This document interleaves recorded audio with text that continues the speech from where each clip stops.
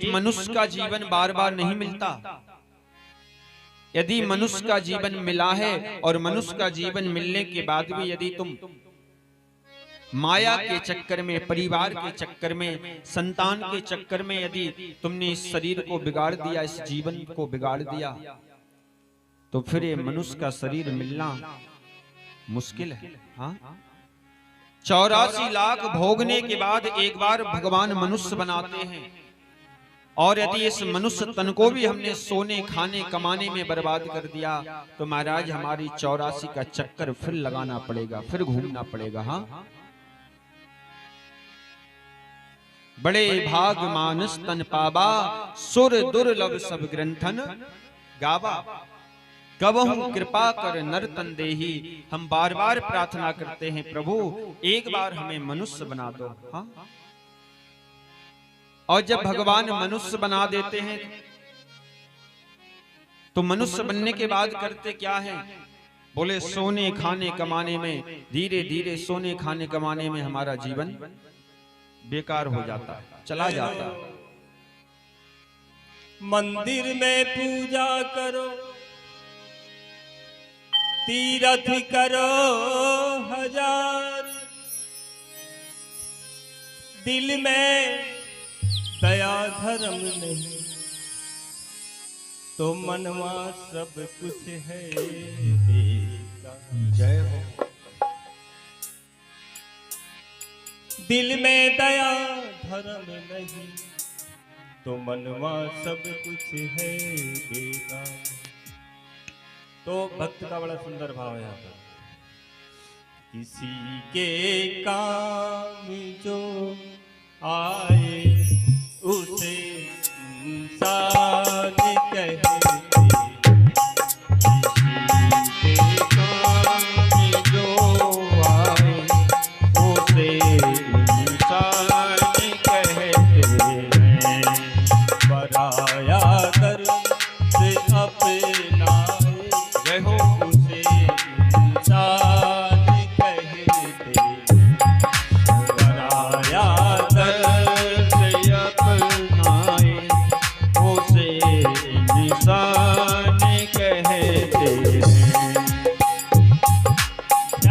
सुनना, इस भजन के एक एक शब्द में अर्थ छिपा हुआ है। इंसान किसे कहते हैं, अभी महाराज बता रहे थे। यह दुनिया के एक उलझन है, कहीं धोखा, कहीं ठोकर, कहीं धोखा, कहीं ठोकर। कोई हंसी हंसी के जीता है, जय हो। कोई जीता है रो रो कर, कोई जीता है रो रो के। जो मुश्किल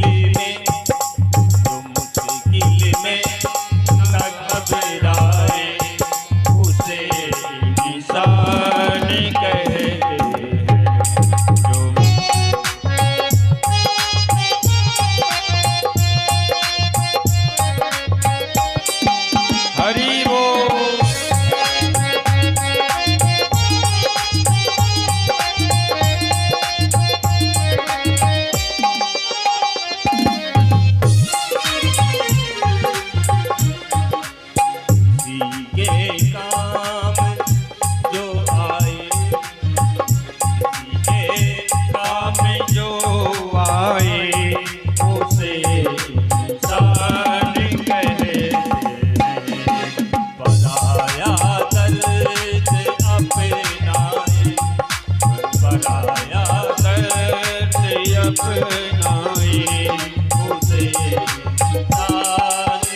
जय हो।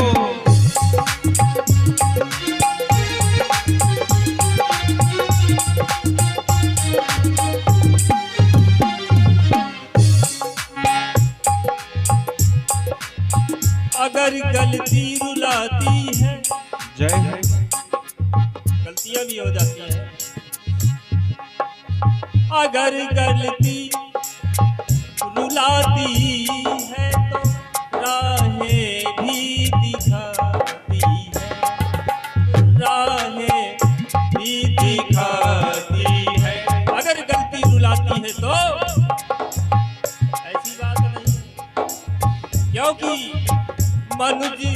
गलती का पुतला है तो अक्सर हो ही जाती है, तो अक्सर हो ही जाती है।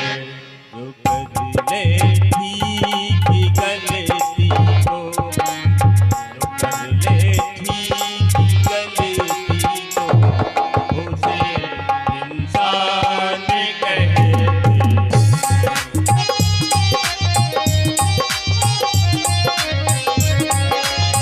किसी के काम जो आए, किसी के काम जो आए उसे इंसान कहते हैं। बनाया दर्द अपनाए उसे इंसान कहते हैं।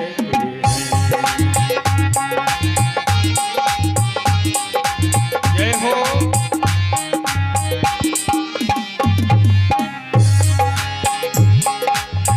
और किसी के काम जो आए उसे इंसान कहते हैं, अब पराया दर्द जो अपनाए उसे इंसान कहते जय हैं। एक दूसरे के दुख दर्द को समझो। यूं भरने को तो दुनिया में, यूं भरने को तो दुनिया में पशु भी पेट भरते, पशु भी पेट भरते हैं, लेकिन जो सबको बांट कर खाए, जो सबको बांट कर खाए उसे इंसान कहते हैं।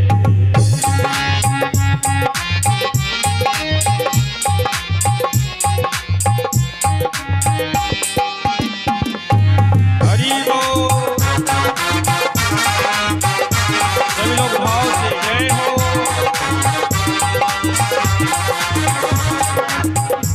किसी के काम जो आए उसे इंसान कहते हैं। पराया दर्द अपना उसे इंसान कहते हैं, उसे इंसान कहते हैं, उसे इंसान कहते हैं। बोले वृंदावन बिहारी लाल की जय हो। भागवत महापुराण की जय हो। जोर से बोलिए एक बार, जोर जोर से जयकारा लगाओगे तो सारे पाप भग जाएंगे। पाप एक ही जगह नहीं रहते, वो जगह है कौन सी? जहाँ कीर्तन भजन सत्संग भागवत कथाएं होती हैं। जयकारा जोर से लगाया करिए। बोलिए वृंदावन बिहारी लाल की। धन्यवाद। आज आत्मदेव पंडित जी निवेदन करने लगे, महाराज मेरे जीवन में सब कुछ भगवान ने मुझे दिया, बस कमी है तो केवल घर में कोई संतति नहीं है। संत जी ने समझाया, आत्मदेव भगवान को दोष देने से कुछ नहीं होगा। क्यों? क्योंकि भगवान कभी किसी के साथ गलत नहीं करते, याद रखना। हाँ, ना जाने हमने ही जीवन में ऐसे कौन से कर्म किए हैं जिनकी सजा हमें भोगनी पड़ती है, जिसका दंड हमें मिलता है। इसलिए कभी भी हमें भगवान को दोष नहीं देना चाहिए। भगवान ने कर दिया, भगवान ने ऐसा करवा दिया। हाँ, भगवान कभी किसी के साथ गलत नहीं करते। जैसे एक माँ एक पिता अपने बच्चों के साथ गलत नहीं करता, ऐसे ही मेरा भगवान अपने भक्तों के साथ कभी गलत नहीं करता। हाँ, कभी गलत नहीं करता। हमारे ही आपके कुछ कर्म ऐसे हो जाते हैं जाने अनजाने में, जिसका दंड, जिसकी सजा कहीं ना कहीं हमें भोगनी पड़ती है।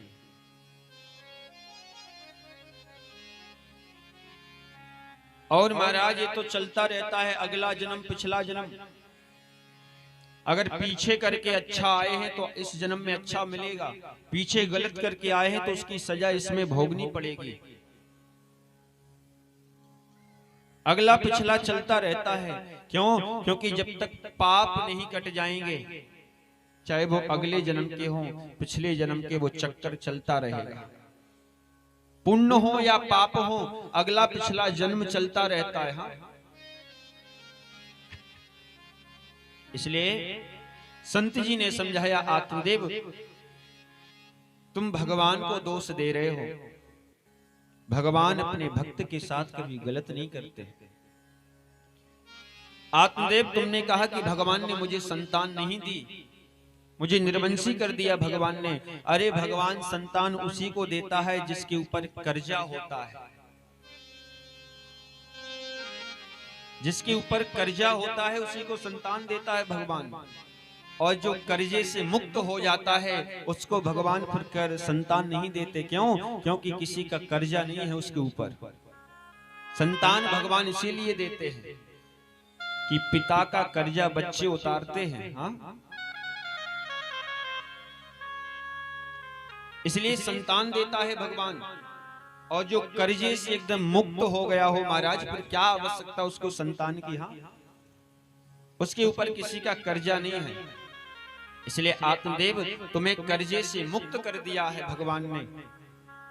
इसलिए अब तो थोड़ा जीवन बचा है, भगवान का भजन करो। हाँ, भक्ति करो। कई लोग महाराज जरा जरा सी बात पर, हाँ, थोड़ा सा काम बिगड़ जाए, भगवान ने ऐसा कर दिया हमारे साथ, भगवान ने ऐसा काम बिगाड़ दिया हमारा। हाँ, जीवन में याद रखना, भगवान कभी किसी के साथ गलत नहीं करते। अरे सोचिए, हो सकता है हमारे साथ कोई और बड़ी घटना होने वाली हो, पर भगवान की भक्ति कर रहे हैं, इसलिए भगवान ने छोटे रूप में ही उसको टाल दिया। हाँ, निपटा दिया। पता नहीं कौन सी अनहोनी लिखी हो हमारे जीवन में, पर सत्कर्म करने के वजह से वो अनहोनी थोड़े से रूप में ही टल गई। हाँ, कभी विपरीत नहीं जाना चाहिए हमको, हमेशा सही मार्ग में सोचो, क्योंकि प्रभु कभी किसी के साथ गलत नहीं करते। हाँ, एक नगर में एक राजा रहता था। वो राजा एक दिन चाकू लेकर एक फल काट रहा था खाने के लिए। अचानक फल काटते काटते उस राजा की धोखे से उंगली कट गई उस चाकू से। फल काट रहा था, फल काटने के चक्कर में उस राजा की उंगली कट गई। राजा की जब उंगली कटी तो राजा ने मंत्री को आवाज दी, मंत्री मेरी उंगली कट गई है। मंत्री दौड़कर आया, राजा को देखा, राजा की उंगली कट गई थोड़ी सी। हाँ, मंत्री ने कहा, राजा साहब परेशान मत होइए, भगवान जो करता है वो अच्छा ही करता है। अब तो राजा को गुस्सा आ गई, मेरी उंगली कट गई और तुम्हें पड़ी है कि भगवान जो करता है वो अच्छा ही करता है। मंत्रियों को आदेश दिया, जाओ इसको ले जाकर और कारागार में बंद कर दो, 6 महीने के लिए इसको कारागार में डाल दो, बंद कर दो। मंत्री को पकड़ के महाराज सेवकों ने और कारागार में बंद कर दिया। कुछ दिन बीते, कुछ दिन बीत जाने के बाद वो राजा जंगल में शिकार खेलने गया। अकेला वो राजा शिकार खेलने जंगल में गया। और वो राजा जब जंगल में गया शिकार खेलने, तो जंगल के जो कोल भील होते हैं महाराज, कोल भीलों ने माता काली के मंदिर में मन्नत मांगी थी कि हमारा काम हो जाएगा तो हम आपको नर की बलि चढ़ाएंगे। हाँ, जिंदा आदमी की बलि आपको चढ़ाएंगे। कोल भीलों ने जो मन्नत मांगी थी उनकी मन्नत पूरी हो गई। और जब उनकी मन्नत पूरी हो गई महाराज, तो वो ढूंढ रहे थे कि कोई आदमी मिल जाए और उस आदमी की बलि माता काली के मंदिर में ले जाकर हमें चढ़ाना है। महाराज इधर से राजा वो शिकार खेलने के लिए जंगल में गया। कोल भीलों को आवश्यकता थी कि कोई आदमी मिल जाए। शिकार खेलती हुई जंगल में राजा मिल गया तो राजा को पकड़ के वो ले गए कोल भील। चलो इसी की बलि चढ़ाएंगे। लेकर गए महाराज, वहां पर बढ़िया स्नान कराया उस राजा को मंदिर में। पूरी तैयारी हो गई बलि चढ़ाने की। इतने में एक कोल भील की नजर गई। जो मंदिर के जो पुजारी थे उन पुजारी की नजर पड़ी कि राजा की उंगली तो कटी हुई है। मंदिर के पुजारी ने कहा, भैया जिस आदमी को आप पकड़ के ले आए हो ये आदमी खंडित है, इसकी बलि माता स्वीकार नहीं करेंगी। क्यों? क्योंकि इसकी उंगली कटी हुई है, इसलिए इसकी बलि को स्वीकार नहीं करेंगी माता। इसको छोड़ो, ये कोई काम का नहीं है। आज उस राजा को वो मंत्री की कही हुई बात याद आ गई। भगवान जो करते हैं वो अच्छा ही करते हैं। हाँ, राजा को बड़ा पछतावा हुआ, अगर उस दिन मेरी उंगली नहीं कटी होती तो आज मेरी गर्दन कट जाती। भगवान जो करते हैं वो अच्छा ही करते हैं। आज राजा को समझ में आ गया। हाँ, लौटकर आए, अपने मंत्री को बाहर निकाला। मंत्री से कहा, मंत्री मुझसे बहुत बड़ी गलती हो गई। मंत्री ने कहा राजा से, राजा साहब भगवान जो करते हैं अच्छा ही करते हैं। क्यों? इसलिए कि अगर आपने मुझे जेल में नहीं बंद किया होता, कारागार में नहीं डाला होता, तो शिकार खेलने आपके साथ मैं भी जाता। और आपकी उंगली कटी थी, आप तो बच जाते महाराज, पर मैं तो पूरा ठीक ठाक था, मेरी गर्दन चली जाती। इसलिए भगवान जो करते हैं वो अच्छा ही करते हैं। जो करते हैं भगवान अच्छा करते हैं। मेरी गर्दन चली जाती, इसलिए भगवान कभी किसी के साथ गलत नहीं करता।